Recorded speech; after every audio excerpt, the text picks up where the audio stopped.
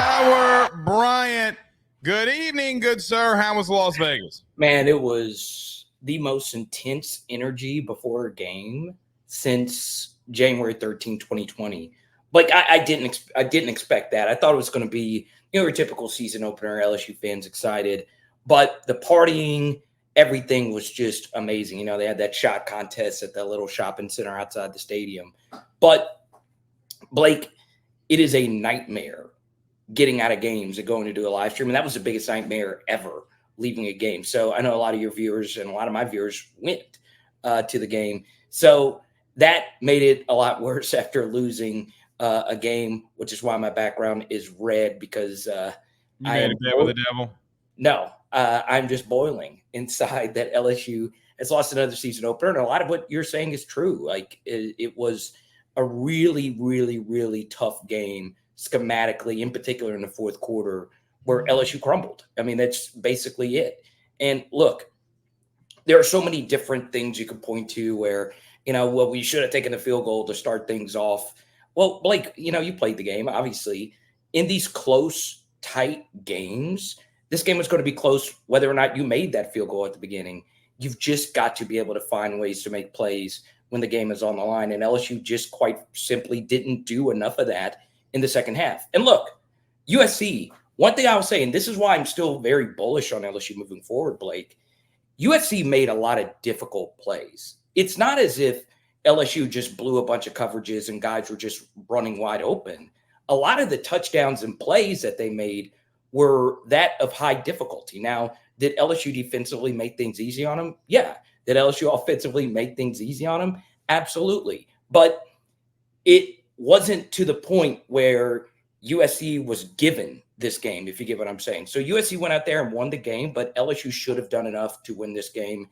And it's one of those that's just going to sting for a while. So let's talk about the first thing you said. You said conservative play calling. I'm paraphrasing what you said. But Carter, here's my thought, and I'll get your take on this. I thought, look, they came out in the first half meeting USC, and they put a lot of guys at the line of scrimmage. Right before the snap, they would move, they would shift, they would do a lot of different things and get guys in different positions. They would blitz from different positions. And you know what they did? They started throwing the football. You want to know why coverage was the way that it was because you literally started off first 20 minutes with 14 passing attempts. I mean, you went to Kyren Lacy 4 times in the beginning, 3 of them on hitch routes. But then, Carter, as the game went on and D'Anton Lynn started to counter with his defense, you didn't have an answer. And I think that is what bothers me more than anything, is not trying to end the game when your defense was getting you stops. You did the film breakdown. I watched it today. Yeah. I love what you do. What did you see? What did you think about the offensive play calling schematics? And before you get to that, BK called it out today. Yeah. Okay. So let's start with the absolute worst play call of the Joe Sloan era. And you know what's funny is it was only game 1, and there's already a worst play call. So no. I thought Joe Sloan overall was fine. I really, really, really do. I don't think he was great.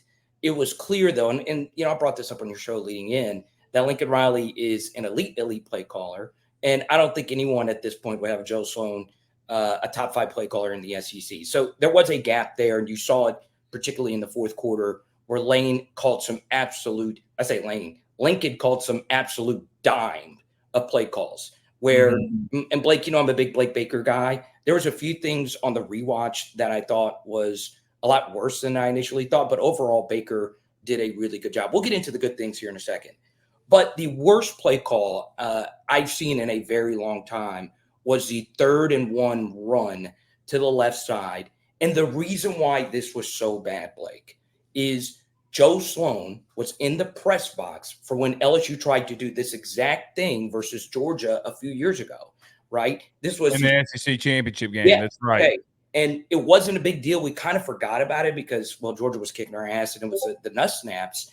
But you should not do that, right? You're putting Kamarion Pinton in a really, really, really bad spot to make an extremely difficult block.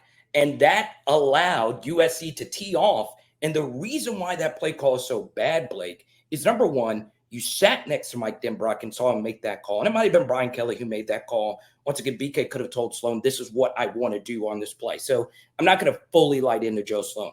But the truth is, whether it's Brian Kelly, whether it's Joe Sloan, whoever it was that made that decision, that was such a bad call. Because we've seen LSU do this over the past couple of years, Blake, where they motion in their best wide receiver.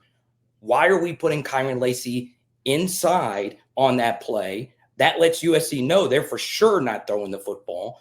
USC considers that a win. If I'm USC defensively and I see Kyren Lacy getting next to Will Campbell to block, I'm like, oh, well, thanks for doing that. You don't do that. That was so bad. And the reason why it was bad, Blake, as well, is that it lost a yard, right? So when you lose that yard, it makes Brian Kelly less likely to go for it on fourth down. Blake, you're like me. I am a very aggressive fourth down decision maker. I think they should have gone for it. I'm a big time fourth down, go for it kind of guy anyway. But the truth is that play call in particular was one that really set LSU back in that game. You've got to let Garrett Nussmeier decide it or do something creative, leak a tight end, do something in the flats if you think they're really going to key on the run. Washington did a really good job of running these types of plays on third and short last year. And obviously their coach is out, Alabama, whatever. So that in particular, Blake, was a call that should never, ever, ever, ever, ever be made. Now, as far as the rest of the play calling, I mean, the run game, as you saw, got better. They did a lot better job. John had a really good run. It was well blocked. The counter, everyone pretty much did their job. But, Blake, I hate to be the I told you so guy, but I was on here a few weeks ago saying I was concerned about the run game and the run sequencing. And it's got to be better. The offensive line has got to be better, as you know. But overall, the play calling needs to get better. And it was Joe's first game, so I'm going to give him a long leash. I still believe in Joe Sloan, but we'll see what happens moving forward. You can't bunch and run the football. Yes, I agree with you. Totally agree. So what people will misunderstand when I say the box, Carter, when you bunch, they might not technically be in the box, but when you're bunching everybody together, okay, they're a step outside the box. Yeah. For example, there was a play when you were up 17-13 and John got tackled in the backfield. It was a -4 run. I mean, he got hit instantly. Yeah. Carter, they have 9 dudes on the line of scrimmage. Yeah. I mean, it's 9 impossible. Dudes. And so here's the thing. Here's what the untrained eye will see. The untrained eye will say, oh, the O-line's getting their asses kicked. No, on that exact play, Will Campbell pancaked the dude. Yeah. Right. And so we're talking about the run game and the O-line being bad. Okay. Well, what happens when they backed outside the box? Their adjustment in the second half, meaning USC, was, okay, they're throwing the ball all over our ass, and at some point they're going to break loose in this. We got to back out. Carter, John, I love John. Don't get what I'm about to say twisted. John Emery is not the best back in the SEC. No. But what did John do? What did John have the advantage of? They ran that counter play with Emory Jones. Okay. They were being able in a 6-man box to run the football. And here's another thing, Carter. Believe just partnered with PFF, so I have access to this. Okay. I don't know if it's on PFF or not. When LSU ran outside the tackles, run plays, 8.7 yards per carry. Yeah. I mean, 8.7. So not only do I not think that they weren't bad, Carter, you can't bring everybody in close and try to block. What does when teams do that, Sean McVay with the LA Rams, the 49ers in the NFL, when they bring guys in tight, you know what they do off of that? Oh, you want to send the heat, mother? We're going to play action your ass, and we're going to hit you over the middle. And then you don't have anything to counteract. They did that. Remember the fake toss that Garrett had, and then Kyren came across the middle on a little drag route, and he placed the ball perfectly. That's why they started backing out. I'm with you. I haven't called for Joe Sloan to be fired. I hope it's not sound like that I'm saying that. But your run game has to be more diverse. Here's the second thing that you said I want to respond to, then we'll get to the defense really quickly. Or we might say on offense, I don't know. The second thing about the offense that made me very upset was that why are you – like if they can't stop you from throwing the football, I don't care that you have the best offensive line. What did D'Anton Lynn do? Why on the sideline is nobody saying throw the football? Yeah, play pitch and catch. You know, they were going to allow LSU to do that. And to that, why didn't Kyren get the football in the second half? Yeah, so I listened to you a little bit earlier, and I went back and looked, and yeah, I mean, they did a lot of very elaborate things. Like, I thought one of the best calls in the game, it was like 3rd and medium, and Garrett wanted to go to Kyren on a comeback, and he put Kamari Ramsey at the line of scrimmage, and he backed out to get right underneath it. I mean, Lynn did a lot of good things defensively. So when that happens, that means C.J. Daniels is one-on-one. That means everybody else is one-on-one. Yes. So they did a lot better job of stopping Kyren Lacy. Would you have liked to get him one more target than that? That wasn't a good decision by Garrett forcing it on that final play, but I saw what they were trying to do. Yeah, I mean, you need to do a better job of scheming your guys open. Where I would push back, though, and I'll lead with my show, and I'll go even deeper on my show. I go on after you, Blake. It is a little unusual, and I also want to publicly apologize for not doing your show on Mondays. It's my favorite thing to do. Rudy poo. I know, dude. I was like ass when I got I told us I had no energy. I'm glad you're here today, but I will say this: if teams want to just focus their entire coverage on Kyren Lacy and forcing someone else to beat you, I can understand if that's an issue at South Carolina or at another program. But this is LSU. LSU notoriously has always had strong number 2s and very strong number 3 wide receivers. Yeah, you should still find ways to get Kyren the ball in the second half. But if teams are just going to focus their entire game plan of stopping Kyren Lacy, then the other guys have got to eat, right?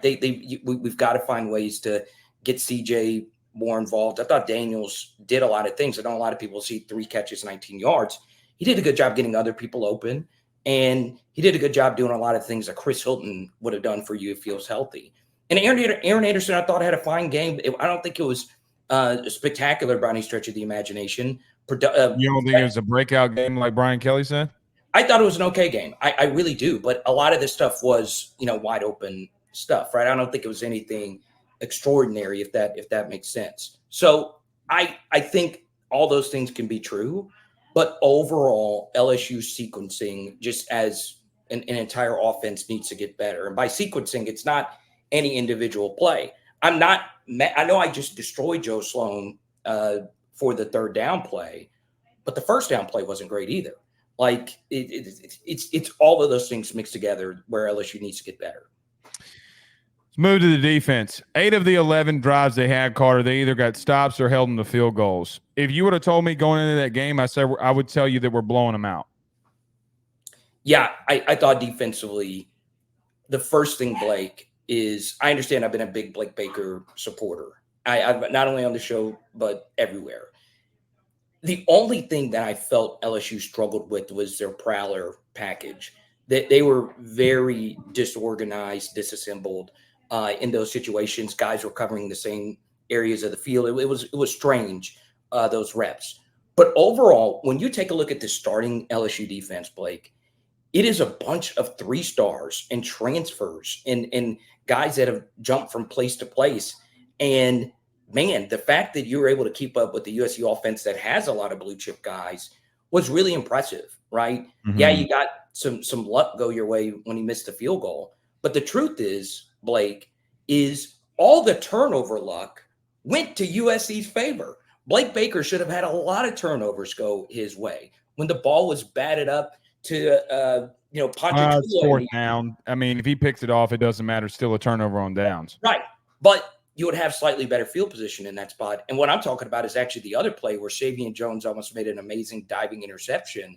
That ball, if it was in the air that much longer, that's a huge turnover. Right. LSU, they were up 17-13. Greg Pinn's best play, he knifes into the backfield on that reverse. And JVR Suggs would have picked that football off in the air, Blake, and LSU would have had a chance to really put the game away. The ball made a miraculous bounce right back into the chest of the offensive line. So there were a lot of havoc turnover plays that did not go in LSU's favor. Now, also the 3rd down defense was better. That's a huge step up from the Matt House era. So yeah, in the film study I did flame Blake Baker on a few things that I strongly was like, wait, what in the heck are we doing? Why is this guy in this spot or that spot? Strongly flamed. Yeah, Blake Baker. Yeah, there was a few instances where guys, I felt like when they guarded the tight ends, there was just some guys that were just too wide open. It was a little too pitch and catch. But for the most part, Blake Baker was very You good. strongly flamed him on that? Like, what do you mean by strongly flamed? Oh, I criticized him. Okay. But I didn't know you're going pause mode right there. But look, I will tell you, Blake Baker did a fantastic job in my mind overall, getting this unit ready to go for a really good USC offense. The only thing, and I'm interested in your thoughts on this, right? Mm-hmm. Like, I brought this up roughly a month ago, where I went on a long rant about Whit Weeks. What would you do about that? What would you do about if you were Blake Baker, let's say Blake Ruffino, LSU defensive coordinator? What would you do as far as Whit Weeks is concerned moving forward? I mean, Carter, you played 66% of the snaps. I don't, Here's the thing. Do you think he should start, or do you think it's? I don't mind the rotation of it, because go back to when they started running the football with Jaquavius Marks or Woody Marks. Carter, go look at when he gets inside and he's got to take on guards. It's not. So you're concerned about the run fitting. I'm very concerned about the run fitting. I mean, again, when he's in the game in the interior, they're running right at him. I mean, go back and watch. They're running right at him. So, I mean, there comes a point in time where, like, for example, I feel like him and Perk are too similar. You know what I mean? Like, I feel like they're too similar of players that when they're on the field, you need a true middle backer, and you don't have one. So, I mean, look, I thought he did a lot of great things. I'm really worried on early downs about run fitting. I know I'm kind of breaking up here. My son's on the internet. I can hear him. What's he do? Ben, get off Spider-Man or whatever, man. Yeah, he's doing something. Serious business. Yeah, I have no idea what he's doing. I'm about to throw that thing in the ocean. Okay. Because he always plays at the end of the show, and it always is pissing me off. I needed this laugh. I would continue to do what you're doing. Here's my thing. And look, people are going to get mad at me about this. The last two touchdowns, I kind of washed my hands of, Carter, if I'm being honest. And let me tell you why. Because you came out and got 4 straight stops. Carter, you didn't have 4 3-and-outs all year last year at all. Think about what I'm about to tell you. Yeah. You didn't have 4 3-and-outs at last season at all. You got him in game 1 on Lincoln Riley. My point, my thought would be is, you know why the things on deep, like, you're going to give up stuff to Lincoln. He's going to scheme up shit against you, right? Like, I don't, maybe I'm wrong.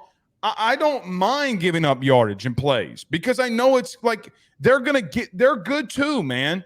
So how is it, Carter, that quite honestly, you're giving up 13 points through 45, 50 minutes of the game? Yeah. Think about what I just 13 points in 15 minutes of the game. Yeah, and bad turnovers.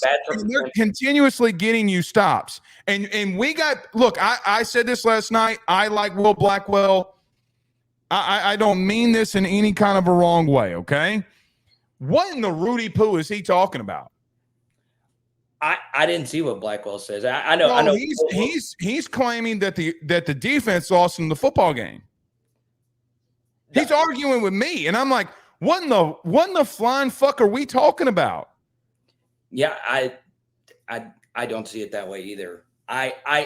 No, because it's not realistic and it's not true. And I like Will. Again, I'm just saying. Yeah, Will's a friend of mine too, full disclosure. But I mean, I'm gonna go check it out, because I respect both of you guys, right? Y'all both played interior. Carter, you held a team to 13 points that's going to be a top 10 offense in the country. You held them to 13 points for 50 minutes. Here's the truth that nobody wants, because everybody wants to paint the LSU brush over it.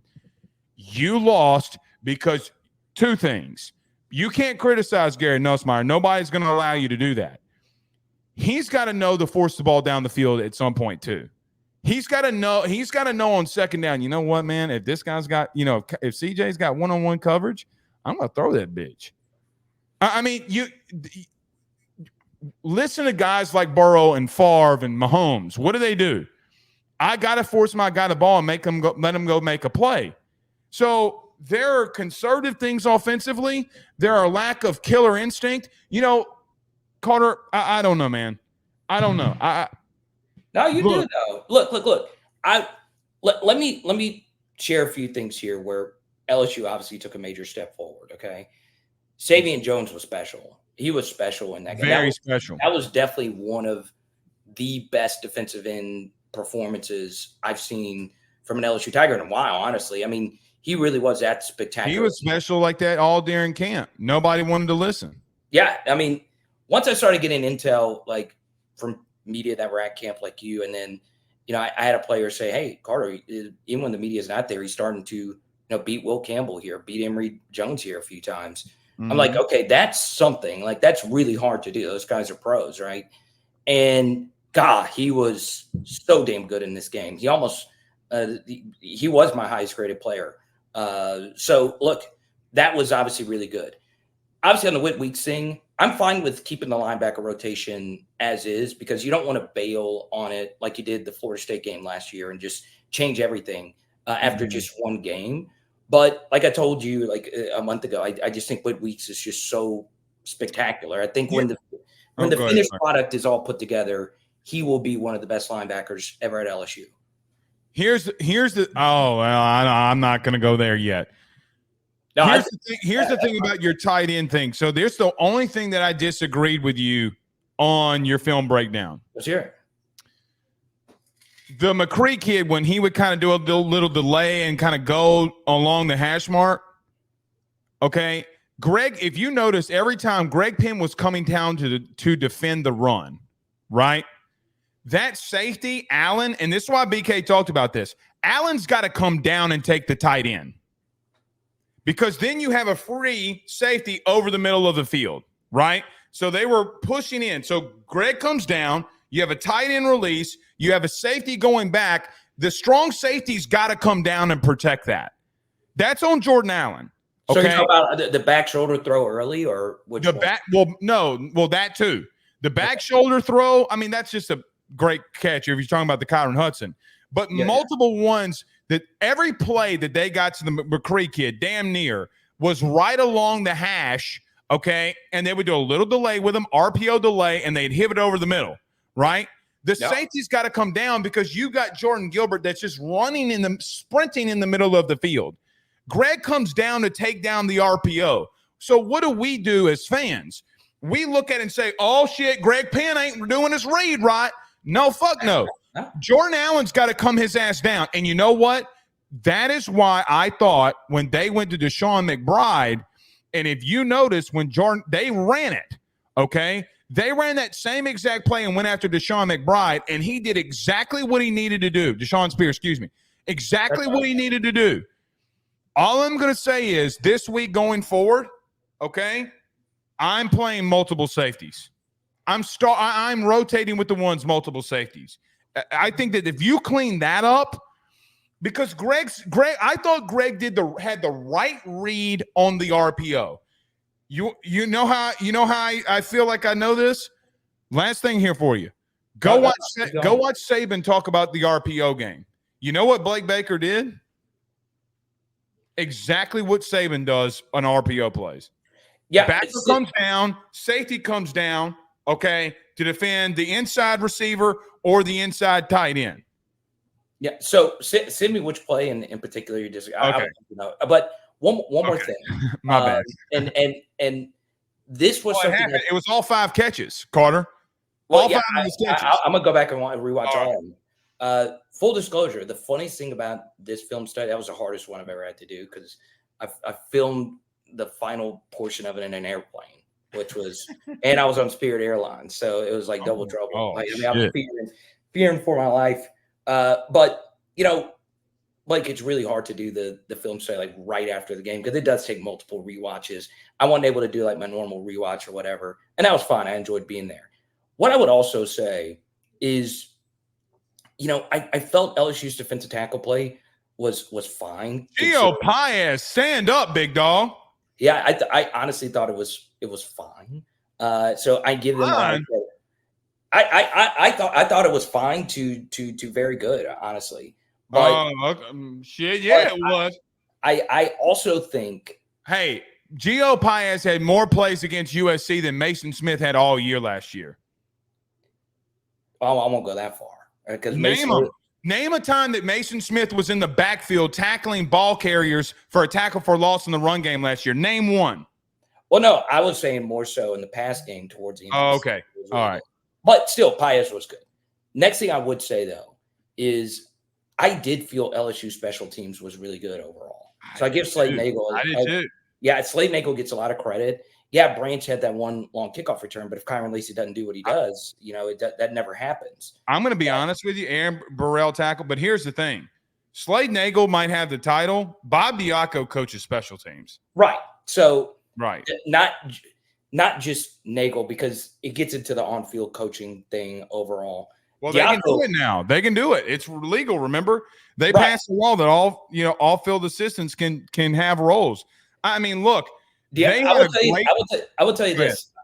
From where I was sitting, Diaco is all over the sideline. I was going to say this on my show, but he is. They love him. The players love him, dude.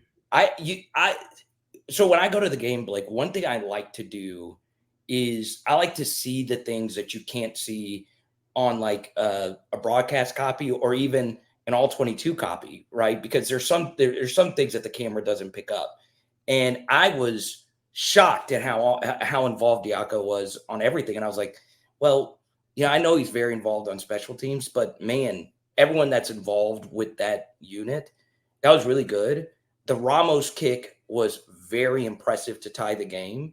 I know it was a chip shot, but the ball wasn't spun all the way through. And Ramos has now made multiple fourth quarter kicks. Game sealer versus Arkansas, game sealer versus Florida in 2022, and now this. So, 2 years ago, we were talking about special teams being the absolute worst. This was unfreaking believable. And, the kickoff return by Thomas at the beginning should have been a big one. And USC made a spectacular tackle to prevent that. Mm-hmm. So give LSU special teams a lot of credit. Now, I want to ask you a question. All right. Last thing before we get out of here. Ask me. Just a straight A to F grade. Your thoughts on Garrett? You're gonna put this on me? You're gonna put this on me? Well, give it, because I've listened to a decent amount of the show tonight. I give it a B. Yeah, I gotta go A to A minus. There were a lot of things. Can I tell you why I give him a B? Or B plus. Give him a B if we're doing pluses and minuses, whatever. He had two crucial throws that would have won you the football game, in my opinion. Okay, which ones? Let's hear it. The Aaron Anderson one. Yeah, okay. And then he panicked because he thought he was going to have pressure in his face, and he had C.J. Daniels across the middle for a touchdown.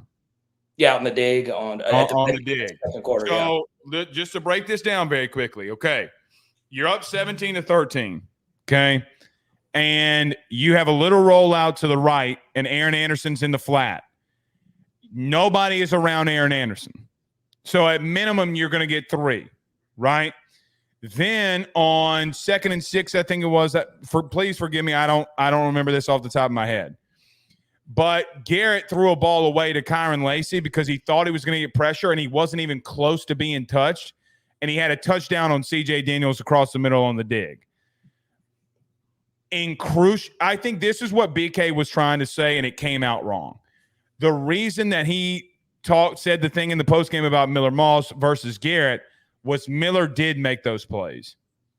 Miller did make those throws. Regardless if they're great catches or Heisman-worthy catches, I don't give two Rudy Poos. He made the throw.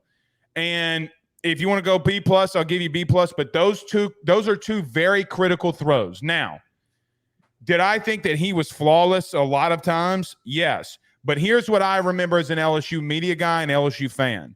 If Jaden Daniels would have done that, they would have called for him. They would have, this whole place would have been in a fucking uproar. Okay? Yeah. So I'm going to be as consistent as I can be here. All right? I'll give him a B+.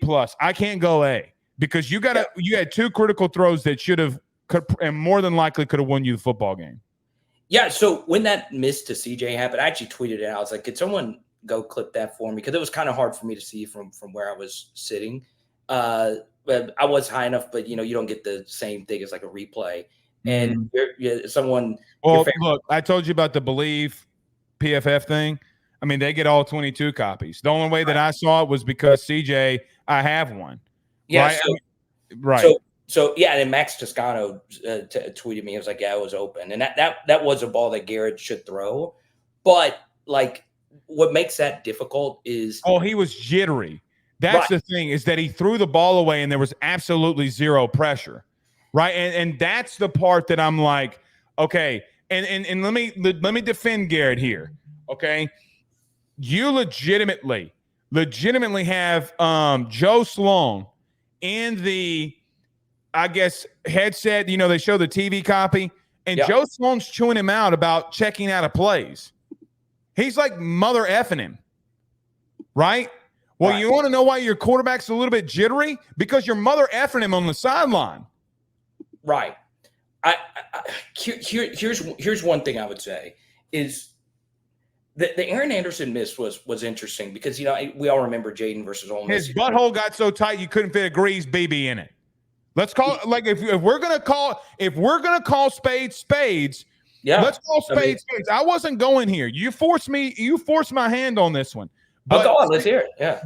But Carter, that is a below routine throw. And he has nobody in his general vicinity. Yeah, I mean, you just got to make that throw. What was kind of bizarre about it was, I don't know, if you go back to last year, him and Aaron have always had like that barely good connection. Yeah, it's been inconsistent, those two, right? Even though they've played a lot together. And on that play, Aaron took his eyes off Nuss. He looked towards the sideline and then looked back. I don't know if that spooked him or whatever, but Jaden missed that ball. If you have space. Yeah, I mean, you just got to make that. You do have to make that throw. But yeah, I would go A. His QBR was 88, which is really good. And if you would have told Garrett Nussmeier going into the game, hey, you would have hardly zero running game. You need to go out there and win this thing. He would have slung it all over the place. I was very impressed with Garrett. I will say this though. You're right on the jittery stuff. He does need way too jittery. And you know what else? Here's the God's honest truth. There are going to be plays in this season where he's got to tuck the ball and he's going to have to put his face mask down and run somebody's face mask off. He's athletic enough to do it. Sometimes you got to be Burrow and go you got to run the football. And here's another thing too. Every time you hand the football off, the edges are crashing down. Okay. You know what I'm doing. I literally wrote this down tonight. You know what I'm doing play one against Nicholls State? Zone read, telling us to pull that bitch. Pull it. Even if you get 5 and you just get it on the film. Right. You know what Anthony Lucas, the USC defensive end, said at the end of the game? Did you hear this? I knew that Garrett wasn't – he didn't say Garrett. I knew the quarterback wasn't ever pulling, so I always crash down and get the running back because they asked him about the running game. Yeah, and one more thing. We said one more thing 7 times ago. This is no. Go ahead. There were a lot of instances where LSU's pullers were getting dismantled, like physically dismantled in this game. And that's partially on never pulling it in the quarterback run game, right? If I guarding the edge and I see a puller coming at me and I know that there's not any pulling action or any kind of fancy orbit motion reverse or anything like that, I can go down there and skull crush whoever's pulling, right? It just and you know what happened? That 1,000% happened to Garrett Dellinger every single play when he pulled. Yeah, I mean, they knew it was coming. Right. They knew it was coming, and Delly had no choice. But you know what? Delly did his job. I don't care that he got run over. He did his job. The dude didn't make the play. He didn't. Football's a dangerous, violent, very dangerous physical game. All right. Carter, the power Bryant. We'll see you next week. Hey, I know it's improv. If you want to hop on tonight, let me know. All right, we're taping Rufino and Joe show stuff, but I'll text you right after. Yeah, text me later. I think it's gonna be long. And Ben, get off the damn Spider-Man game, man. Daddy's got. I'm about to run in there, and he's about to get off.